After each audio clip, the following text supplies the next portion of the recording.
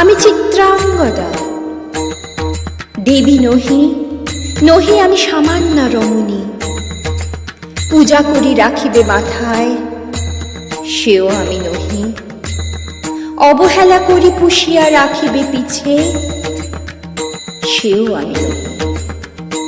যদি পার্শ্বে রাখো মোরে সংকটের পথে, দুরূহ চিন্তার যদি অংশ দাও, যদি অনুমতি করো কঠিন ব্রতের তব সহায় হইতে, যদি সুখে দুঃখে মোরে করো সহচরী, আমার পাইবে তবে পরিচয়।